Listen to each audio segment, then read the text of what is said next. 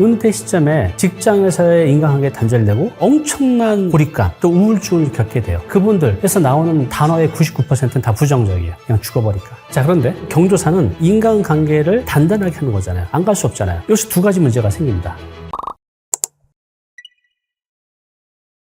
은퇴는 굉장히 큰 변화죠. 굉장히 앞에 한 100개 정도 붙어야 될 거예요. 지금 이제 저희 같은 50대 남성들을 한번 볼게요. 20대 취업을 해서 정년이 한 58세, 60이라고 하면 거의 30년 가까이를 직장 생활을 해왔죠. 내가 갖고 있는 명함, 이게 바로 나인 거죠. 그리고 나의 인간관계의 거의 모든 것들은 직장과 직간접적으로 연결돼 있어요. 선후배 동료, 간접적으로는 내 직장과 관련된 뭐 거래처들. 그런데 은퇴를 하게 되면 어떻게 되죠? 단절이에요. 그냥 절벽입니다, 절벽. 인간관계가 서서히 줄어드는 게 아니라 그냥 그 순간 절벽이죠. 이제 후배한테 전화를 하면 후배가 반갑게 받아줄까요? 겉으로는 선배님 이러지만 왜 전화했지? 이러다가 한두 번 더 전화하면 이제 전화를 안 받는 거죠. 내 거래처들도 내가 명함이 없어지는 순간 그냥 나를 동네 개보듯이 합니다. 닭보듯이 해요. 그래서 은퇴는 인간관계의 단절입니다. 이게 말로 이렇게 쉽게 하지만 그걸 당하는 당사자들은요 엄청난 고립감 또 우울증을 겪게 돼요. 이게 이제 현실이라는 거죠. 대부분의 직장인들이 은퇴 시점에 굉장히 힘들어합니다. 자, 이렇게 단절이 되면 그 지역 사회에서 뭔가 인간관계를 맺어가야 되는데 남자는 이게 안 돼요. 여성분들은 남자 입장에서 보면 정말 경이로워요.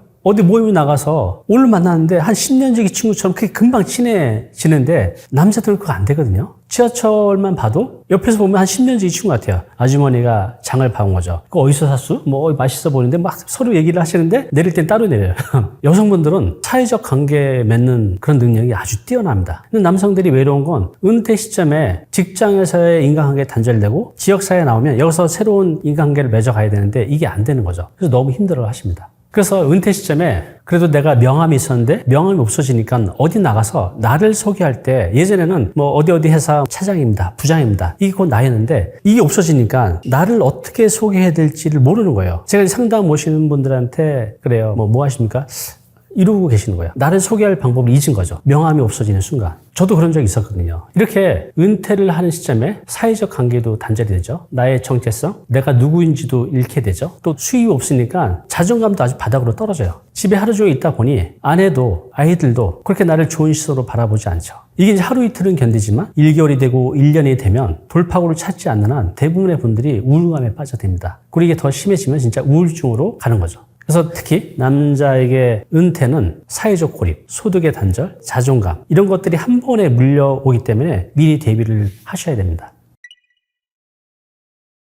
저희 아버지가 은퇴를 하시는 시점에 저는 군대 갔다 와서 학교를 다니고 있었죠. 자, 그런데 저희 아버지는 인간관계를 굉장히 소중하게 생각했어요. 결국 경조사는 인간관계를 단단하게 하는 거잖아요. 내가 아는 사람이 결혼식을 한다, 환갑잔치를 하는데 안 갈 수 없잖아요. 그런 것들을 조금만 연이 있어도 다 찾아다녔어요. 그냥 가나요? 돈을 내야 되잖아요. 여기서 두 가지 문제가 생깁니다. 아버지가 그 당시 용돈도 거의 담배값하고 친구들하고 한두 번 정도 밥 사 먹을 정도의 최소한 비용이었는데 그걸 내버리면 담배 살 돈도 없으신 거예요. 그래서 어머니한테 야단 맞아가면서 잔소리만 하면서 담배값을 받던 그런 기억이 납니다. 요즘 한 10만 원 내야 되잖아요. 그죠? 은퇴 시점에 10만 원이 얼마나 커요. 우리 나이 되면 찾아보면 내 친구, 친인척까지 포함하면 거의 뭐 매달 한두 번씩 생기는 거죠. 그거 어떻게 다 찾아가요? 또 하나는 그 경조사에 가게 되면 나는 이제 은퇴해서 별변이 없는 인간이 되어버렸는데 거기 가면 잘난 친구들이 있잖아요. 그런 걸 보고 오면 더 주눅이 드는 거예요. 그래서 경조사는 반드시 능력이 된다고 하면 가야겠지만 저희 아버지 같이 은퇴 시점에 내가 그렇게 경제적으로 또 여유롭지 않고 내 자신도 자존감의 바닥에 떨어져서 자꾸 그런 데 가면 오히려 더 힘들어진다고 하면 인간관계를 또 도의를 기본적인 예의를 지키기 위해서 찾아가는 거 말고 나한테 꼭 필요한 것만 찾아가셨으면 좋겠습니다.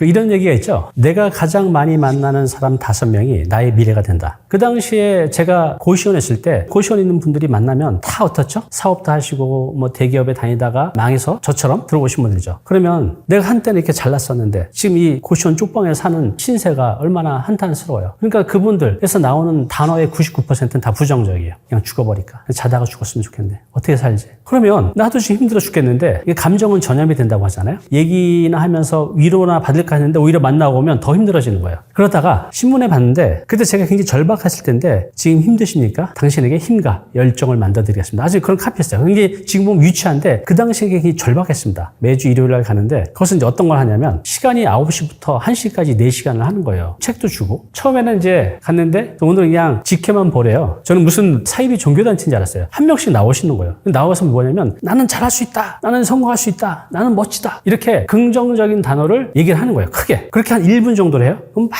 박수를 쳐줘요. 그 모습을 뒤에서 보면 이거 무슨 사이비 종교단체인가? 이거 가야 되나? 말해야 되나? 이러고 있었거든요. 그래서 이제 중간에 1시간하고 쉬는데 어떤 분이 찾아오더니 저하고 연배가 비슷했어요. 많이 힘드신가 봐요. 저도 힘들었어요. 저 여기 나온 지 2달 됐는데 저희 지금 너무너무 행복합니다. 살아갈 힘이 생겼어요. 거긴 그겁니다. 그리고 다 힘든 분들이 모여서 긍정적인 에너지를 교환하는 거죠. 그래서 거기 가면 죽을까 생각하다가도 거기만 갔다 오면 다시 힘이 생기는 거예요. 그래서 여러분들이 지금 만나고 계신 분들 중에서 너무 부정적이거나 만나면 뭐 누굴 험담한다든가 신세한탄한다든가 이런 분들만 만나면 나도 그렇게 돼요. 내가 힘들수록 열정적인 사람, 또 열심히 일하는 사람 분들을 한번 찾아가 보십시오. 저도 지금도 다운되고 할 때 번아웃이 오고 그럴 때 저는 이제 주로 가는 곳이 새벽 시장에 가요. 그 새벽 시장 가보면 와, 그 상인들의 그 열정이 있잖아요. 막 가슴이 끌어올라요. 그래서 저는 거기서 한번 이제 전용을 받는 거죠. 그분들의 열정, 살아가는 힘을. 그래서 오히려 이제 나이가 들수록 사람도 가려 만나야 될 것 같아요. 나한테 긍정적인 힘을 주는 사람들을 만나고 그렇지 않고 부정적이고 신세한탄하고 이런 분들은 나이가 들수록 단절이 필요한 것 같아요. 저도 이제 한때는 친구를 많이 새기려고 했었어요. 그래서 동창회도 나가고 했는데 오히려 동창회 갔다 오면 이렇게 기분이 썩 좋지 않았어요. 왜냐하면 친구이지만 비교를 하게 되잖아요. 누군 뭐 어떻게 됐다. 나는 지금 이런데. 그리고 거기서 뒷담화도 많이 왔다 갔다 해요. 쟤 말이야. 쟤 사업하다 망해서 쟤 지금 고시원에 산대. 이 말이 딱 도는 거예요. 친구끼리인데. 그 뒤로 동창회를 안 나가게 됐죠. 그리고 친구 관계도 다 단절했어요. 그런데 제가 이제 그때도 역시 이제 고시원에 살 때입니다. 그래서 제가 굉장히 죽음의 고비가 여러 번 있었는데 그 당시에 제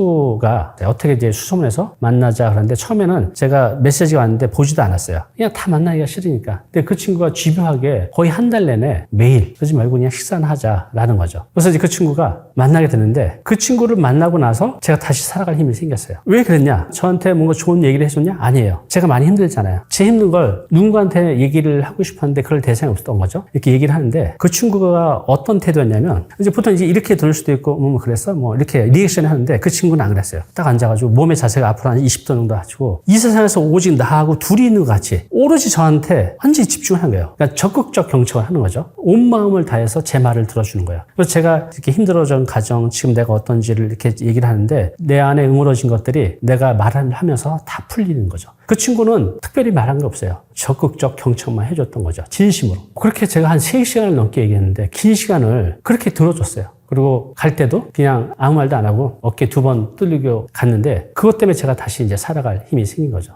그런 것 같아요. 저도 이제 지금도 이제 친구는 많지 않아요. 많아야 1-2명 정도를 만나고 있는데 바로 이제 그런 친구입니다. 나를 진심으로 위하고 진심으로 축하해주는 친구예요. 내가 잘 되는 것들에 대해서 너무너무 좋아하더라고요. 그래서 이제 그런 친구만 만나요. 마음을 교환할 수 있는. 근데 이게 너무 많은 친구들을 만나면 오히려 스트레스가 되더라고요. 친구 간의 인간관계가 그 사람이 나를 비교하지 않고 내 스스로 비교하게 되잖아요. 난 이런데 쟤는 저렇게 잘났네? 또 그런 모임 나가면 또 이렇게 뒷말이 돌고 내가 좋으려고 나간 건데 그 모임 자체가 오히려 나한테 더 스트레스를 주는 거죠. 그렇다고 하면 저는 그런 거는 다 단절하고 나이 들수록 줄이는 게 중요합니다. 저한테 조금은 버거운 분이 계세요. 이분은 이제 사업을 조그맣게 하시는 분인데 관계를 굉장히 중요시해요. 그래서 저한테 문자도 매일 보내오고 그리고 일주일에 한 번 정도 전화도 와요. 금방 끊는 게 아니라 기본 한 30분? 저는 좀 빨리 끊고 싶은데 계속해서 말씀을 하시는 거죠. 그분은 인간관계를 저뿐만 아니라 많은 분들을 이렇게 맺어가요. 그게 굉장히 중요하다고 생각하시는 거죠. 그런데 제 입장에서는 그게 좀 스트레스더라고요. 자꾸 이제 전화가 오고 또 만나자 하시고 또 이게 점점 길어지고 어찌 보면 인간관계에 적극적이신 분들이 그 상대방이 그게 좋을 수도 있겠지만 저처럼 약간 버거울 수도 있다는 거죠. 근데 그분 입장도 마찬가지예요. 그분의 그 노트에 보면 깜짝 놀랐어요. 다이어리에 5월 18일 김모모 사장님 전화, 밑에는 김모모 사장님 카톡으로 안부 인사. 이게 빼곡히 있는 거예요. 그분이 인간관계를 맺기 위한 그 스케줄인 거예요. 그래서 그분을 보면 참 힘들게 산다라는 생각이 든 거죠. 그래서 좀 전에 말씀드린 대로 내가 사업적으로 한다면 어쩔 수 없겠지만 그렇지 않다면 너무 인간관계의 양을 넓히게 되면 본인도 힘들고 상대방도 힘드니 양보다는 이제 질에 집중하는 게 좋지 않을까 생각합니다. 나이가 들어갈수록요.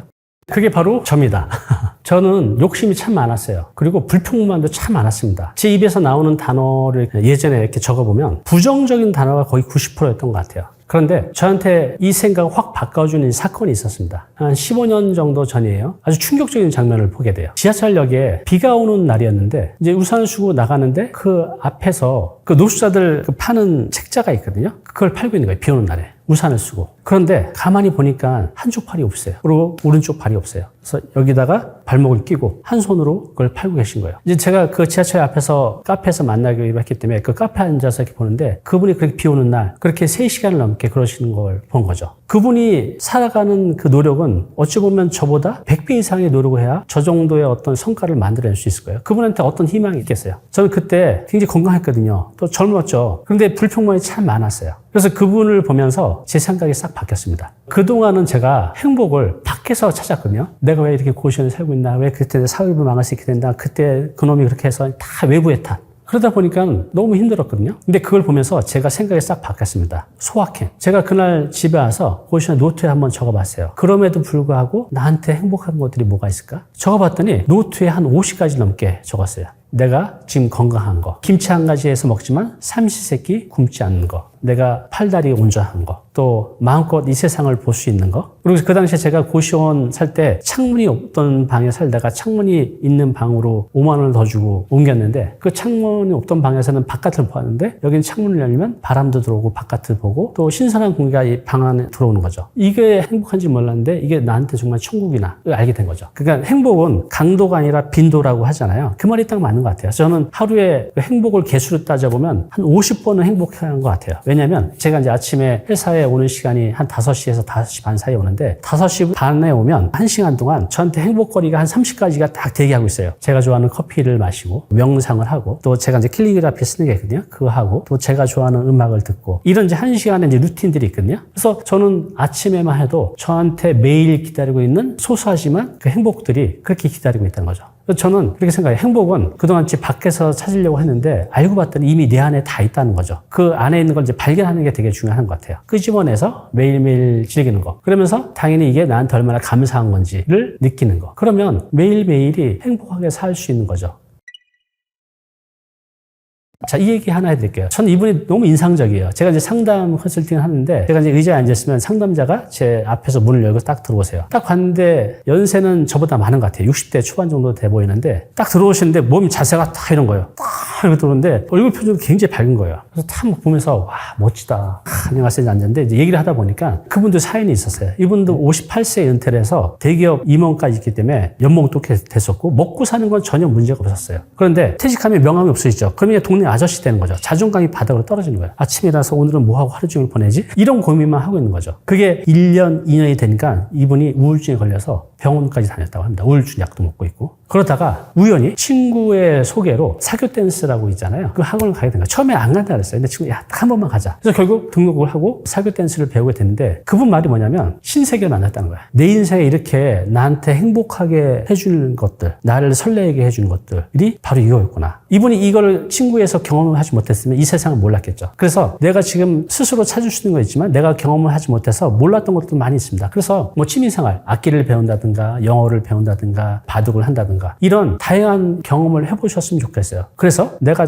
이분처럼 정말 나를 설레게 하고 행복하게 하는 그런 취미생활 하나만 있어도 평생 외롭지 않게 혼자서도 잘 살 수 있는 거죠. 그 노력이 필요한 것 같습니다. 그래서 지금 많이 중들고 외롭고 고립감을 느끼고 하신 분들은 몸을 움직이는 취미생활도 좋을 것 같습니다.